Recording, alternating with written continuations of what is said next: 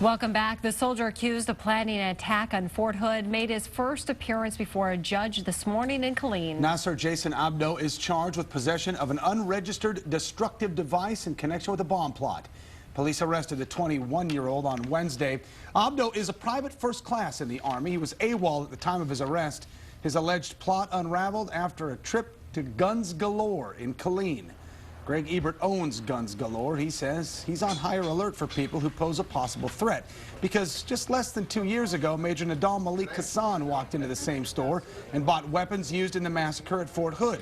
Ebert says Nasser Abdo came into his store Wednesday. He comes in and he says, "Can I get one of these?" And that's all he bought was just an empty magazine, which goes into the pistol. What kind of raised the red flag at that point in time was he asked the manager, "What is smokeless powder?" It potentially could be used for an explosive device. All right, Ebert did sell Abdo that magazine for the semi-automatic pistol, as well as 3 boxes of shotgun shells and 6 canisters of smokeless powder, which Ebert says is a common ingredient in a pipe bomb. After Abdo left, Ebert says he grew suspicious and called police. That call led officers to the motel room just down the street where they say they found a stockpile of explosives and weapons. The FBI says during interviews with the suspect, he has now admitted to planning an attack at Fort Hood. In November of 2010, when the Army was about to send Abdo to Afghanistan, he applied for conscientious objector status, citing his Islamic faith.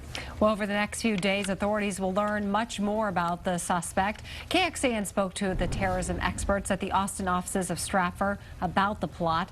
They say the FBI will examine every aspect of Abdo's life.